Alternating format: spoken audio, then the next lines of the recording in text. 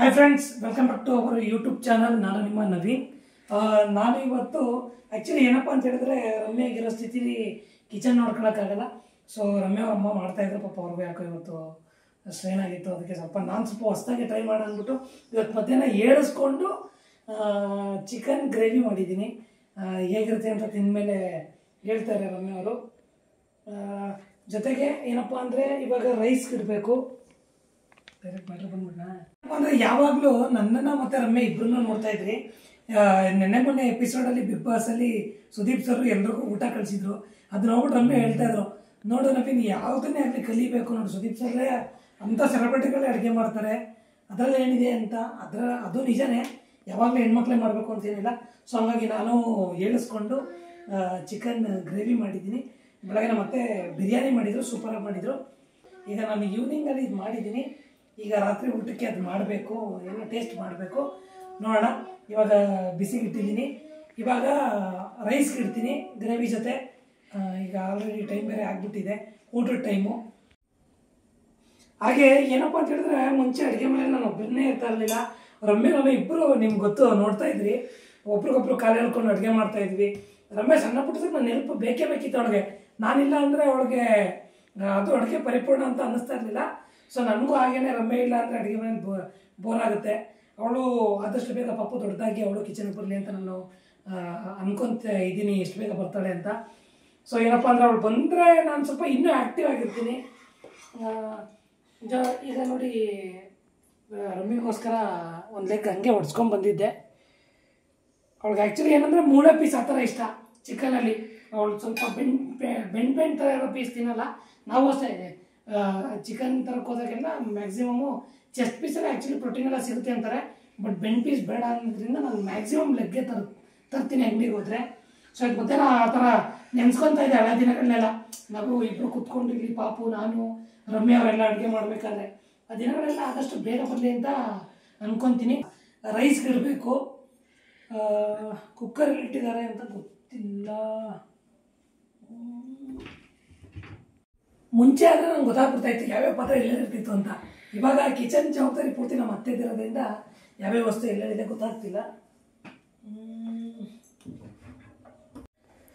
ನವೀನ್ ಅವರು ಕುಕ್ಕರ್ ಹುಡುಕ್ತಾ ಇದ್ರು. ಆಕ್ಚುಲಿ ನಾನು ಹಳೆ ಕುಕ್ಕರ್ನ ರೀಪ್ಲೇಸ್ ಮಾಡೋಣ ಅಂತ ಅಂದ್ಬಿಟ್ಟು ಹೊಸ ಕುಕ್ಕರ್ನ ತರಿಸಿದ್ದೀನಿ. ಎಸ್, ನೀವು ನೋಡ್ತಾ ಇರ್ಬೋದು, ಇದೊಂದು ಹೊಸ ಕುಕ್ಕರ್ನ the Indus valley. Last time actually ಇಲ್ಲಿ ಬಿಸಿ ಮಾಡೋದಕ್ಕೆ ಇಟ್ಟಿದಾರಲ್ಲ ಗ್ರೇವಿ, ಇದನ್ನು ಕೂಡ ಈ ಕಡಾಯಿನ ನಾನು ಇಂಡಸ್ ವ್ಯಾಲಿಯಿಂದಾನೆ ತರಿಸಿದ್ದು. ತುಂಬಾ ಜನ ಎಂಕ್ವೈರಿ ಮಾಡಿದ್ರು, ಮನೆಗೆ ಯಾರೇ ಬಂದ್ರು ಈ ಕಡಾಯಿ ಎಷ್ಟು ಚೆನ್ನಾಗಿದೆ ಅಂತ ಕೇಳ್ತಾ ಇರ್ತಾರೆ. ಹಾಗಾಗಿ ನಾನು ನೆಕ್ಸ್ಟ್ ಕುಕ್ಕರ್ ತಗೋಬೇಕು. ನಾವು ಯೂಸ್ ಮಾಡ್ತಾ ಇದ್ದಿದ್ದು ಅಲ್ಯೂಮಿನಿಯಂ ಕುಕ್ಕರ್ ಅಲ್ವಾ. ನವೀನ್ ಹುಡ್ಕಾಡ್ತಾರ ನೋಡ್ಬಿಟ್ಟು ನಾನು ನವೀನ್ ಅದನ್ನ ನಾನು ರೀಪ್ಲೇಸ್ ಮಾಡಿದೀನಿ, ಬೇರೆ ಕುಕ್ಕರ್ ತರಿಸಿದೀನಿ ಅಂತ ಅನ್ಕೊಂಡು ಕಿಚನ್ಗೆ ಬಂದೆ. ಸೊ ಎಸ್, ನೋಡ್ತಾ ಇದ್ದೀರಲ್ಲ, ಇದು ಬಂದು ಫ್ರೆಂಡ್ಸ್, ಇದು ಟ್ರಿಪ್ಲೈ ಸ್ಟೇನ್ಲೆಸ್ ಸ್ಟೀಲ್ ಪ್ರೆಷರ್ ಕುಕ್ಕರು. ಇದೇನಂತ ಅಂದರೆ 100% ಟಾಕ್ಸಿನ್ ಫ್ರೀ ಆಗಿರುತ್ತೆ ಮತ್ತು ನಾನ್ ರಿಯಾಕ್ಟಿವ್ ನೇಚರ್ ಇದೆ. ಅಲ್ಯೂಮಿನಿಯಂ ಥರ ರಿಯಾಕ್ಟ್ ಆಗೋದು ಆ ಥರ ಎಲ್ಲ ಆಗೋದಿಲ್ಲ. ಮತ್ತು ಇನ್ನೊಂದೇನೆಂದರೆ ರಸ್ಟ್ ಫ್ರೀ ಆಗಿರುತ್ತೆ, ಸ್ಕ್ರ್ಯಾಚ್ ರೆಸಿಸ್ಟೆನ್ಸ್ ಕೂಡ. ಫುಡ್ಡು ಈವನ್ ಆಗಿ ಕುಕ್ ಆಗುತ್ತೆ ಮತ್ತು ಬೇಗ ಕೂಡ ಕುಕ್ ಆಗುತ್ತೆ ಫುಡ್ಡು. ಅದರಿಂದ ನಾವು ಎನರ್ಜಿನ ಸೇವ್ ಮಾಡ್ಬೋದು. ಇನ್ನೊಂದೇನಂತ ಅಂದರೆ ಇದು 3 ಲೇಯರ್ ಇರೋದ್ರಿಂದ ತಳ ಹಿಡಿಯೋದು, ಏನೇ ನಾವು ಅಡುಗೆ ಮಾಡಿದ್ರು ಕೂಡ ತಳ ಹಿಡಿಯೋದು ಆ ಥರ ಎಲ್ಲ ಆಗೋದಿಲ್ಲ. ಮತ್ತು ಫುಡ್ ಟೇಸ್ಟು ಕೂಡ ತುಂಬಾ ಚೆನ್ನಾಗಾಗುತ್ತೆ, ಚೇಂಜ್ ಆಗೋದಿಲ್ಲ. ಇದು ಮೆಟಲ್ ಸ್ಪೂನ್ ಫ್ರೆಂಡ್ಲಿ. ಮತ್ತು ನಾವು ಪರ್ಟಿಕ್ಯುಲರ್ ಆಗಿ ಇದನ್ನೇ ಕುಕ್ ಮಾಡಬೇಕು ಅಂತ ಏನಿಲ್ಲ, ಏನು ಬೇಕಾದರೂ ಕೂಡ ಕುಕ್ ಮಾಡ್ಕೊಬೋದು. ಸೊ ನೀವು ಯಾರಾದರೂ ದಿ ಇಂಡಸ್ ವ್ಯಾಲಿಯಿಂದ ಈ ಒಂದು ಪ್ರೆಷರ್ ಕುಕ್ಕರ್ನ ತರಿಸ್ಕೋಬೇಕು ಅಂತ ಅಂದರೆ ನಾನು ಡಿಸ್ಕ್ರಿಪ್ಷನಲ್ಲಿ ಲಿಂಕ್ ಹಾಕಿರ್ತೀನಿ. ನೀವು ಅಲ್ಲಿ ಹೋಗ್ಬಿಟ್ಟು ಈ ಒಂದು ಕುಕ್ಕರ್ನ ಶಾಪ್ ಮಾಡ್ಬೋದು.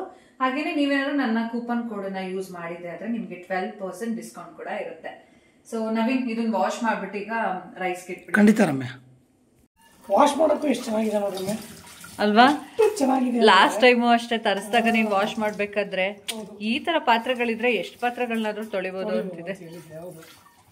ತುಂಬಾ ಚೆನ್ನಾಗಿದೆ ಪ್ರಾಡಕ್ಟ್, ನಂಗೆ ಬಹಳ ಇಷ್ಟ ಇದು.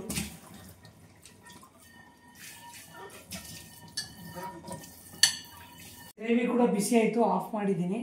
ಇವಾಗ ರೈಸ್ಗೆ ಇಟ್ಟಿದ್ದೀನಿ, ನೀರೆಲ್ಲ ಹಾಕಿದ್ದೀನಿ. ಒಂದು ಕ್ಲೋಸ್ ಮಾಡಿ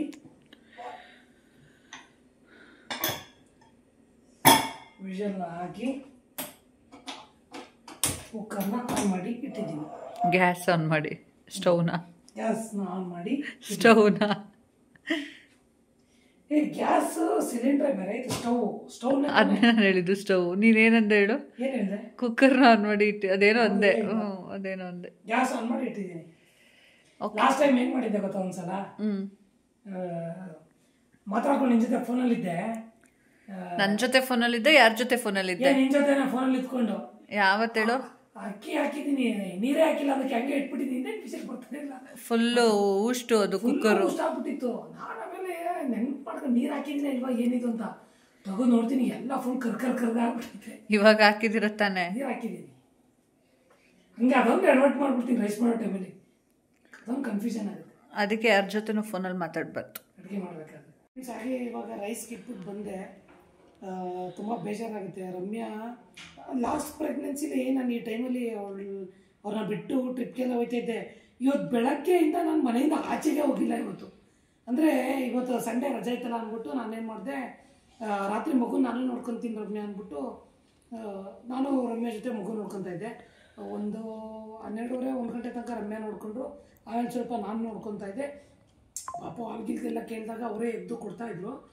ಜೊತೆಗೆ ಏನಪ್ಪ ಅಂದರೆ ನಾನು ಬೆಳಗ್ಗೆ ಒಂದು 7:30 ತುಂಬ ಹೊಟ್ಟೆ ಹೊರಿಸ್ಬಿಟ್ಟು ನಿನ್ನೆ ಅಂತೂ.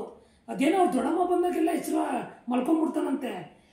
ನಾನು ರಮ್ಯ ಏನಾದ್ರು ಇದ್ದಾಗ ಅಥವಾ ಅವ್ರ ಅಮ್ಮ ಇದ್ದಾಗ ರಾತ್ರಿ ಎಲ್ಲ ಎದ್ದಂಗೆ ಇರ್ತಾನೆ. ಸೊ ರಮ್ಯ ಹೇಳಿದ್ರು, ಹೆಂಗಿರೋ ರಜಾ ಇದೆಯಲ್ಲ ನವೀನ್, ನೀವು ಸ್ವಲ್ಪ ನೋಡ್ಕೊಂಬಿಡಿ ಇವತ್ತು ಒಂದೇನಾದರೂ, ಬೆಳಗ್ಗೆ ಎಲ್ಲ ರೆಸ್ಟ್ ಮಾಡಿರಿ ಅಂತ. ಸೊ ಅವ್ರ ಅಮ್ಮ 7:30 ಬಂದರು.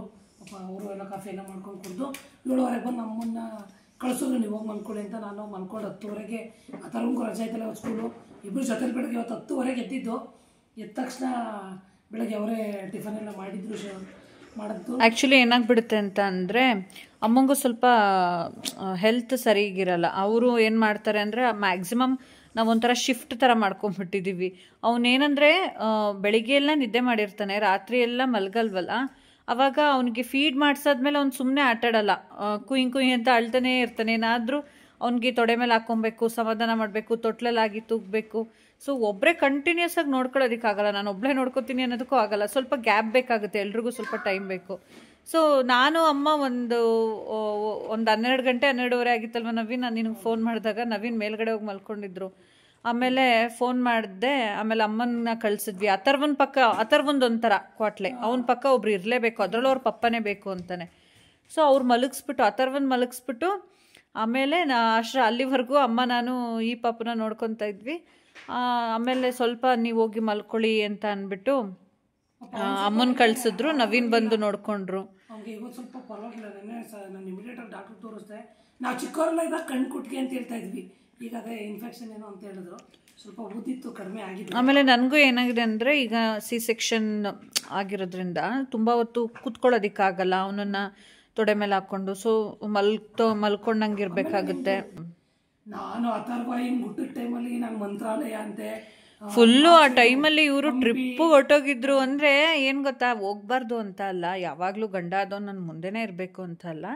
ಬಟ್ ಈ ಟೈಮಲ್ಲಿ ಡಿಪ್ರೆಷನ್ಗೆ ಹೋಗ್ತಾರೆ ಕೆಲವು ಹೆಣ್ಮಕ್ಳು. ಅಂದರೆ ಸಿಚುವೇಶನ್ ನಮಗೆ ನೋಡಿ, ಯಾವಾಗಲೂ ರೂಮಲ್ಲೇ ಇರ್ತೀವಿ, ಅದರಿಂದ ಹೊರಗಡೆ ಬರಲ್ಲ. ಮಗು ಮಲಗಿದಾಗ ಮಲ್ಕೊಬೇಕು, ಆ ಮಗುನ ಫೀಡ್ ಮಾಡಿಸೋದು ಮತ್ತು ಅದನ್ನ ಮಲಗಿಸೋದು, ಇದೇ ಥರ ಆಗ್ತಾ ಇರುತ್ತೆ. ಇದ್ದಾಗ ಏನು ಪ್ರಾಬ್ಲಮ್ ಆಗುತ್ತೆ ಗೊತ್ತಾರೆ, ಮ್ಯಾಕ್ಸಿಮಮ್ ರಾತ್ರಿ ಹೊತ್ತು ಮಕ್ಕಳು ಎಚ್ಚರಾಗಿರೋದು, ಬೆಳಿಗ್ಗೆ ಹೊತ್ತು ಎದ್ದೇಳೋದು, ಬೆಳಗ್ಗೆ ಹೊತ್ತು ಮಲ್ಕೊಂಡು ಎಚ್ಚರಾಗಿರೋದಾದ್ರೆ, ಈಗ ಮಗು ಬೆಳಗ್ಗೆ ಹೊತ್ತೆಲ್ಲ ಮಲ್ಕೊಂಡಾಗ ಏನಾಗುತ್ತೆ, ನಿಮಗೆ ರಾತ್ರಿ ನಿದ್ದೆ ಆಗಿಲ್ಲ, ನೀವು ಮಗು ಮಲಗಿರೋ ಟೈಮಲ್ಲಿ ನೀವು ಮಲ್ಕೋಬೇಕಾಗುತ್ತೆ. ಬಟ್ ಆಗಲ್ಲ, ಬೆಳಗ್ಗೆ ತಿಂಡಿ ಮಾಡಬೇಕು, ಕಾಫಿ ಮಾಡಬೇಕು, ತಿಂಡಿ ಮಾಡಬೇಕು, ಹಾಲು ಕುಡಿಬೇಕು, ನಿಮ್ಮದೇ ಆದಂಥ ಸ್ವಲ್ಪ ಕೆಲಸಗಳ, ಸ್ನಾನಕ್ಕೆ ಹೋಗ್ಬೇಕು. ಇದೆಲ್ಲ ಕೆಲಸ ಏನಾಗುತ್ತೆ, ಮಗು ಮಲಗಿದಾಗಲೇ ಮಾಡ್ಕೊಬೇಕು. ಸೊ ಅವೆಲ್ಲ ಮಾಡೋ ಟೈಮಲ್ಲಿ ಮಗು ಎದ್ದೇ ಬಿಡುತ್ತೆ. ಈ ಥರ ಎಲ್ಲ ಅಯ್ಯೋ ಈಗೆಲ್ಲ ಆಗ್ತಾ ಇದೆ ರೂಟೀನ್. ನೋಡೋಣ ಆದಷ್ಟು ಬೇಗ, ಅಂದರೆ ಸ್ವಲ್ಪ ದಿನ, ಒಂದು 3 ತಿಂಗಳವರೆಗೆ. ಸುಮಾರು ಜನ ಕಮೆಂಟ್ ಮಾಡಿದ್ರು ಅದನ್ನು. ಅದೇನಂತೆ ಗೊತ್ತಾ, ನಾವು ಪ್ರೆಗ್ನೆನ್ಸಿ ಟೈಮಲ್ಲಿ ಓಡಾಡ್ತೀವಲ್ಲ, ಆ ಟೈಮಲ್ಲಿ ಅವಕ್ಕೆ ಜೋಲಿ ಆಡ್ದಂಗೆ ಆಗುತ್ತಂತೆ, ಆವಾಗ ಮಲಗಿರ್ತಾರಂತೆ. ನೈಟ್ ಟೈಮು ನಾವು ರೆಸ್ಟ್ ಮಾಡಿದಾಗ ಅವು ಆ್ಯಕ್ಟಿವ್ ಆಗಿ ಆಟ ಆಡ್ತಾ ಇರ್ತಾವಂತೆ. ಸೊ ಅದು 9 ಮಂತ್ಸ್ವರೆಗೂ ಕಂಟಿನ್ಯೂ ಆಗಿರುತ್ತಲ್ಲ, ಹಾಗಾಗಿ ಅದೇ ಈಗ ಒಂದು 3 ತಿಂಗಳವರೆಗೂ ಅವಕ್ಕೆ ಇದು ಏನಂತಂದರೆ ದೃಷ್ಟಿಯೆಲ್ಲ ಬಂದು ಆಟ ಆಡೋ ಥರ ಆಗೋವರೆಗೂ ಅದೇ ರೂಟೀನ್ ಆಗುತ್ತೆ ಅಂತ. ಸೊ ಎಸ್ ನವೀನ್, ನನಗೆ ಈಗ ಅದು ರೈಸ್ ಕುಕ್ ಆಗಿದ ತಕ್ಷಣ ಊಟ ಹಾಕ್ಕೊಟ್ಬಿಡಿ. ಖಂಡಿತ ಊಟ ಅದೇ ಈಗ ಏನಂತ ಅಂದರೆ ಪಾಪು ಮಲಗಿದಾಗ ಮಲ್ಕೊಳ್ಳೋದಕ್ಕೆ ಆದಷ್ಟು ಟ್ರೈ ಮಾಡಬೇಕು. ನಾನು ಬೇಗ ಊಟ ಮಾಡಿಕೊಂಡು ಮಲ್ಕೊಂಡ್ಬಿಡ್ತೀನಿ ಅವನು ಎದ್ದೇಳೋ ಅಷ್ಟರಲ್ಲಿ. ಯಾವುದೇ ಹೆಣ್ಮಕ್ಳಿಗಾದರೂ ಈ ಟೈಮಲ್ಲಿ ಗಂಡ ಇಷ್ಟು ಸಪೋರ್ಟಿವ್ ಆಗಿದ್ದರೆ ನಿಜವಾಗ್ಲೂ ತುಂಬ ಖುಷಿ ಆಗುತ್ತೆ. ನನಗಂತೂ ಸಿಕ್ಕಾಪಟ್ಟೆ ಸಪೋರ್ಟಿವ್ ಆಗಿದ್ದಾರೆ ನವೀನ್ ಅಂತಲೇ ಹೇಳ್ಬೋದು. ಸೊ ಅಮ್ಮ ನೋಡ್ಕೊಳ್ಳೋದ್ರ ಜೊತೆಗೆ ನವೀನ್ ಕೂಡ ಅವ್ರ ಫ್ರೀ ಟೈಮಲ್ಲೆಲ್ಲ ಅಷ್ಟೇ ಎಫರ್ಟ್ ಹಾಕಿ ಮಗು ನೋಡ್ಕೊಳ್ಳೋದಕ್ಕೆ ಹೆಲ್ಪ್ ಮಾಡೋದಿರ್ಬೋದು, ಮತ್ತು ನನ್ನನ್ನು ಕೇರ್ ಮಾಡೋದಿರ್ಬೋದು, ತುಂಬಾ ಖುಷಿ ಆಗ್ತಾ ಇರುತ್ತೆ. ಸೊ ಈಗ ರೈಸ್ ಕುಕ್ ಮಾಡಿದ್ದಾಗಿದೆ, ಈಗ ಅವರೇ ಊಟಕ್ಕೂ ಕೂಡ ಹಾಕ್ಕೊಡ್ತಾ ಇದ್ದಾರೆ. ಅಂದರೆ ಈಗ ಸ್ವಲ್ಪ ಆಪ್ರೇಷನ್ ಆಗಿರೋರಿಗೆಲ್ಲ ಸ್ವಲ್ಪ ಚೆನ್ನಾಗಿ ಅನ್ನ ಎಲ್ಲ ಚೆನ್ನಾಗಿ ಬೇಯಿಸ್ಬಿಟ್ಟು ಒಂದಷ್ಟು ದಿನ ಕೊಡಬೇಕು ಅಂತ ಹೇಳ್ತಿರ್ತಾರೆ. ಈಗ ನಾನು ನಾರ್ಮಲಾಗಿ ಊಟ ಮಾಡ್ತಾಯಿದ್ದೀನಿ, ಅದನ್ನು ನೆನೆಸ್ಕೊಂಡು ಇವರು 3 ವಿಷಲ್ ಕುಗ್ಸಿ ಸ್ವಲ್ಪ ಮೆತ್ತಗೆ ಇರಲಿ ಅಂತ ಅಂದ್ಬಿಟ್ಟು ಊಟ ಹಾಕ್ಕೊಡ್ತಾ ಇದ್ದಾರೆ. ಫ್ರೆಂಡ್ಸ್, ಇದಾಗಿತ್ತು ಇವತ್ತಿನ ವ್ಲಾಗ್. Thank you.